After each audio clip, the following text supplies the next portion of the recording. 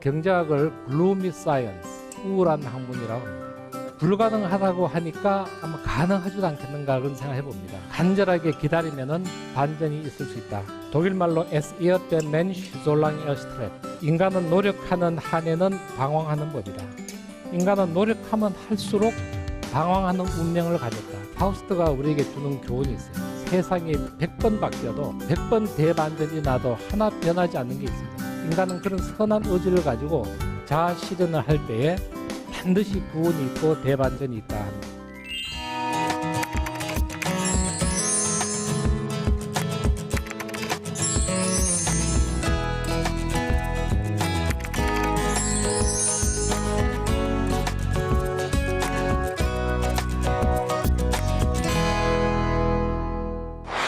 이제 두 번째 이야기로 넘어가기 위해서 제가 신약 성서 한 곳을 짧게 낭독하도록 하겠습니다.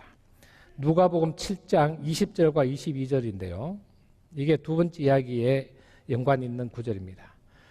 그들이 예수께 나와 이르되 세례 요한이 우리를 보내어 당신께 여쭈어 보라고 하기를 오실 그 이가 당신이 오니이까 우리가 다른 일을 기다리오리이까 하더이다 하니 예수께서 대답하여 이르시되 너희가 가서 보고 들은 것을 요한에게 알리되 맹인이 보며 못 걷는 사람이 걸으며 나병 환자가 깨끗함을 받으며 귀먹은 사람이 들으며 죽은 자가 살아나며 가난한 자에게 복음이 전파된다 하라. 이 두 번째 이야기의 주제는 나는 과연 누구인가 하는 겁니다. 여러분은 외국 가시면요, Who are you? 이렇게 막 대놓고 돌직구 던지는 서양 사람들을 많이 봐요. 저도 독일에 갔더니 Wer sind Sie? 당신 누구야? 이렇게 물으니까 되게 화도 나고 되게 좀 뭐랄까 무례하기도 하고. 근데 집에서 가만히 생각해 보면 이 사람들은 당연한 거 아니냐? 우리 낯선 동양인이 와서 그러면 내가 이제 오히려 내 소개를 막 하는 게 옳았다. 기분 나빠하는 것은 잘못됐다는 생각을 많이 합니다. 우리는 종종 나는 누구인가 이걸 좀 돌아보라는 의미에서 이 말씀을 드리고자 합니다. 불어의 레종 데트라는 말이 있어요. 이게 이미 불어지만 영어로 돌아서 영어에도 많이 쓰입니다. 레종 데트, 존재 의미란 뜻입니다. 그래서 이 누가복음 7장에는 예수님이 자기의 정체성과 존재 의미에 대해서 세례 요한의 제자에게 하신 말씀인데 이것이 참 저에게는 상당히 와닿는 그런 말씀입니다. 이 세례 요한의 제자들이 두 명이 왔다 그러는데 세례 요한은 지금 권력자들 비리를 고발하고 입바른 소리를 하고 그들의 귀에 거슬리는 말을 하다가 핍박을 받아서 긴급조치 위반으로 옥에 갇혀서 지금 사형수가 돼 있던 그런 상황이에요. 그런데 이제 곧 자기가 사형 집행을 당할 수 있다는 절박한 상황에서 세례 요한은 자기의 제자 둘을 예수에게 보내서 꼭 한 가지를 확인하고 싶었어요. 내가 지금까지 평생을 메시아를 예비해서 물로 세례도 주고 백성들을 회개시키고 마음을 준비시키는 일을 했는데 오신다는 그 사람이 예수님 당신입니까? 아니면 또 다른 사람을 기다려야 됩니까? 그 얘기예요. 참 인간적이죠. 혹시 이제 잘못 짚으면 안 되잖아요. 그래서 죽기 전에 확인을 하고 죽자 그런 얘기죠. 이때는 언제냐면 예수가 요단강 주변에서 갈릴리 지방에서 사람들에게 메시지를 전하고 점점점 이제 유명해지고 병도 고치고 문둥병도 고치고 그래 공생애를 시작할 무렵이에요. 자, 이 세례 요한의 제자 둘이 오신다고 한 그분이 당신입니까? 아니면 우리가 다른 분을 계속 기다려야 됩니까? 하는 이 돌직구 질문에 여러분 같으면 어떤 대답을 줘야 된다고 생각합니까? 이분들이 기대했던 것은 그래, 맞다. 내가 그 메시아다. 이렇게 대답하면 좋겠는데 예수님은 직접 답하시는 대신에 우회적으로 답을 합니다. 나로 인해서 이곳에 갈릴리에서 장님이 앞을 보고 못 걷던 사람이 걷게 되고 문둥병 환자가 깨끗하게 치유를 받고 귀머거리가 듣게 되고 죽은 자가 살아나고 가난한 자에게 복음이 전파되고 있다. 너희들은 이 팩트를, 이 사실을 요한 선생께 가서 그대로 전하라. 이게 예수님의 대답입니다. 대답이 되었겠습니까? 안 되었겠습니까? 아마 이 얘기를 들은 세례 요한은 아마 이 옥중에서 아마 기뻐 뛰면서 눈물을 흘렸을 것입니다. 이건 거룩한 예수의 레토릭이에요. 내가 메시아다 하는 그런 말을 쓰지 않고 이런 위대한 수사학 레토릭을 써서 어떤 웅변보다도 강력한 메시지를 전했습니다. 여러분께 한번 물어보겠습니다. 내가 여러분을 알고 싶은데 여러분이 지금 어떤 분인지 내가 뭘 보면 알 수 있습니까? 여러분 블로그를 찾아가야 되나요? 아니면 여러분이 이루어놓은 어떤 성과를 봐야 되나요? 이런 얘기죠. 면접에도 아마 그렇게 물어보는 면접관이 있을 수 있습니다. 이 예수의 레토릭에 대해서 오늘 우리가 우리의 정체성은 무엇이고 존재 의미는 무엇인가 한번 고민해보는 여러분, 저와 여러분 되시기를 바랍니다. 많은 사람들은 자신을 많이 포장합니다. 그래서 PR은 피할 것은 피하고 알릴 건 알긴다 해서 요즘 뭐 블로그 없는 사람이 없고요. 아주 이 홈페이지를 아주 찬란하게 꾸며서 들어가 보면 뭐 거의 완벽한 사람인데 실제로 만나서 얘기를 해보면 상당히 실망할 때가 많죠.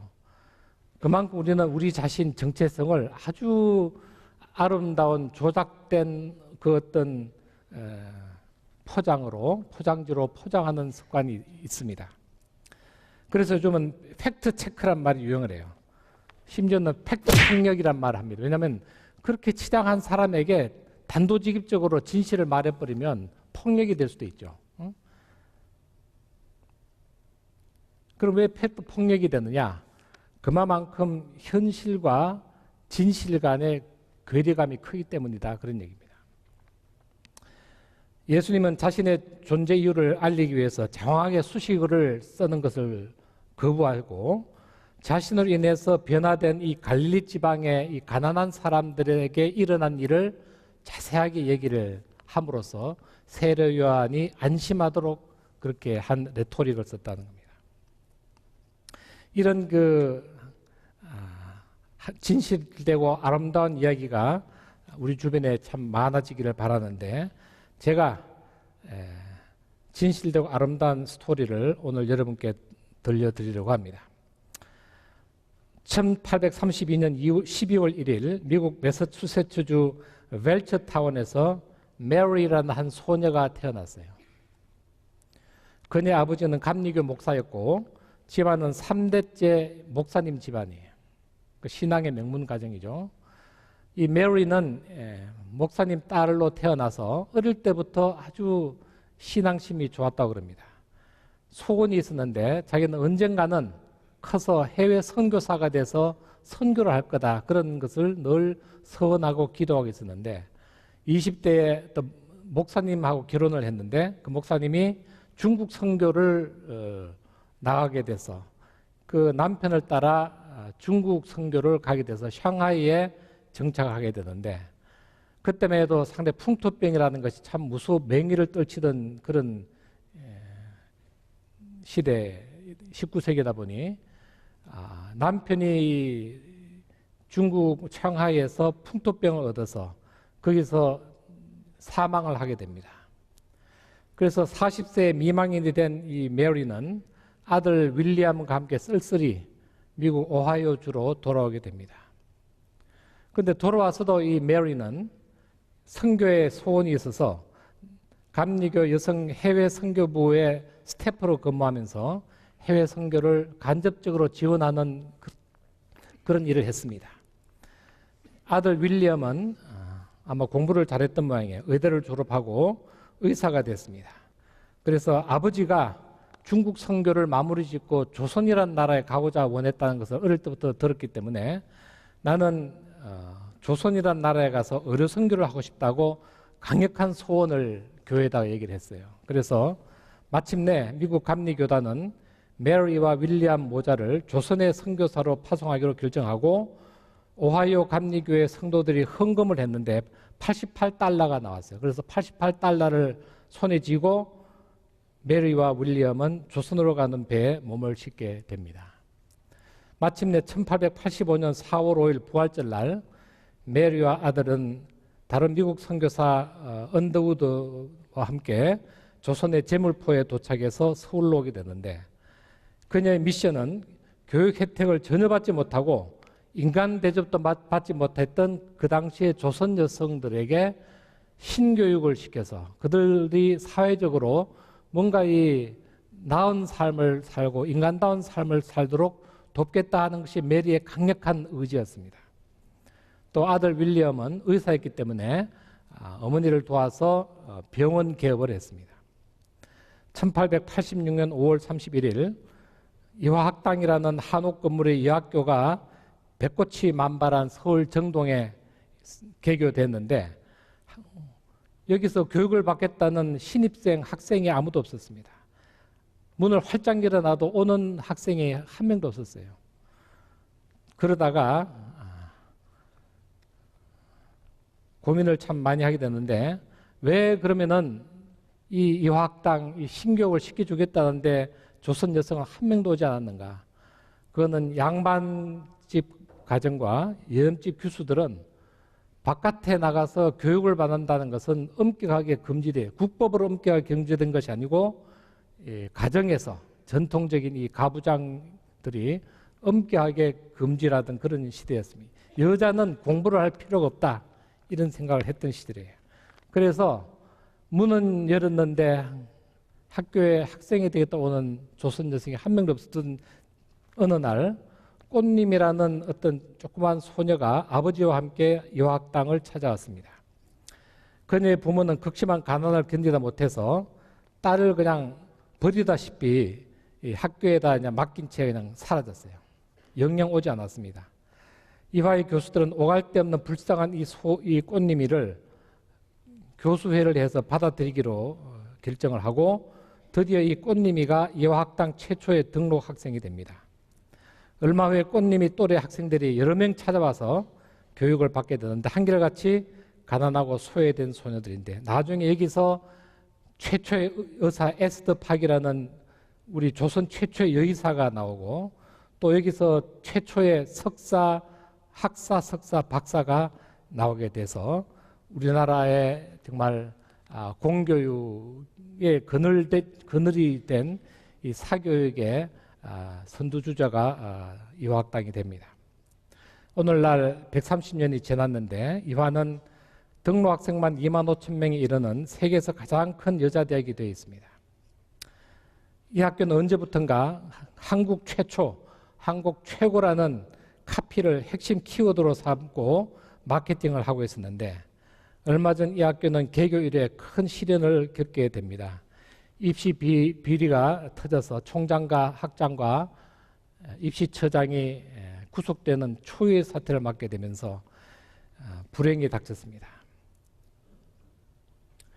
19세기 말 조선의 여성들이 봉건적인 틀에 갇혀서 억압받던 그 인고의 삶을 숙명으로 살아가야 했던 시절에 이 학당이 문을 열고 많은 학생을 배출한 것은 하나님의 큰 축복이고 이화의 기적이었습니다. 그런데 어느새 교만한 마음이 들어서 최고, 최초의 여의사, 최초의 여변호사 이런 것만 강조를 하다 보니 가난한 자에게 복음을 전하는 예수의 말씀으로부터는 점점 멀어졌다는 겁니다.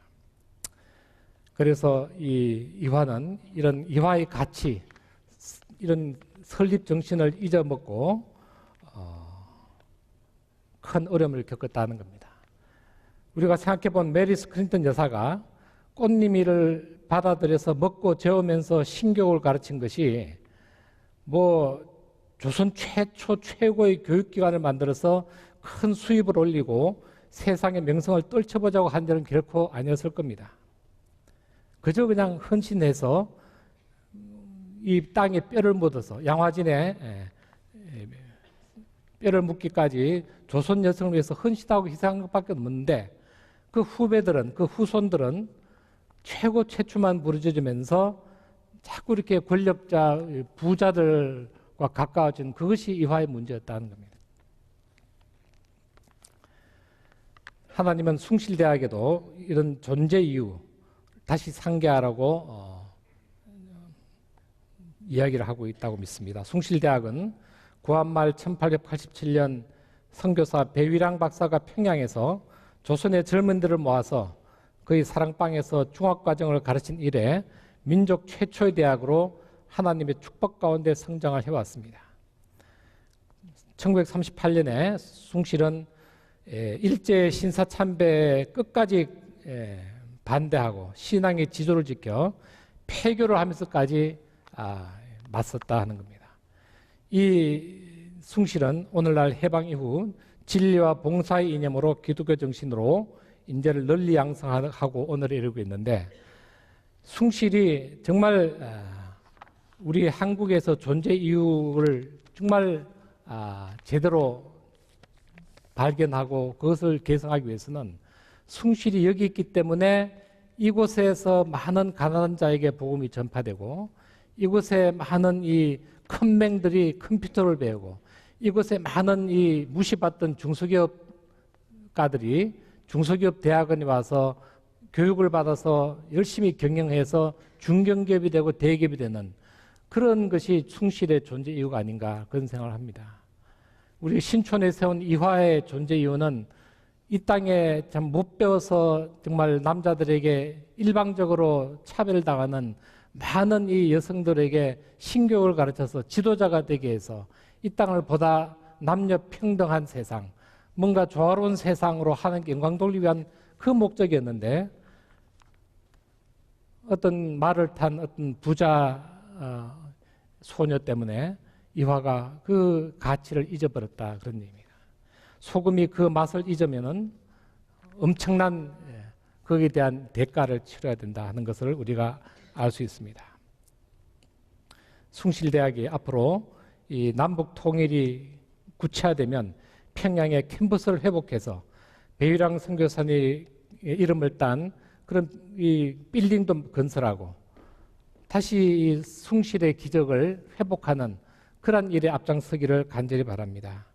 누가복음 7장 22절 말씀을 제가 다시 읽겠습니다. 예수께서 대답하여 이르되 너희가 가서 보고 들은 것을 요한에게 알려라. 맹인이 보며 못 걷는 사람이 걸으며 나병 환자가 깨끗함을 받으며 귀먹은 사람들이 들으며 죽은 자가 살아나며 가난한 자에게 복음이 전파된다. 여러분이 있기 때문에 주변이 따뜻해지고, 여러분이 계시기 때문에 주변에 소외된 사람이 복을 받고 구원 얻게 되는 그런 기적이 일어나기를 간절히 바랍니다. 감사합니다.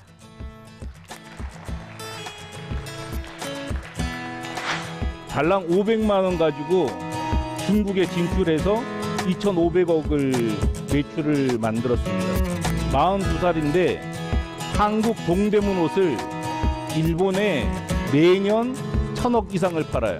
이분들이 한 거는 너는 너의 집을 떠나 내가 내게 보여줄 땅으로 가라라는 것을 실천한 거라고 생각을 해요. 국경만 넘으면 정말 기회가 너무나 많이 열려 있다는 거죠.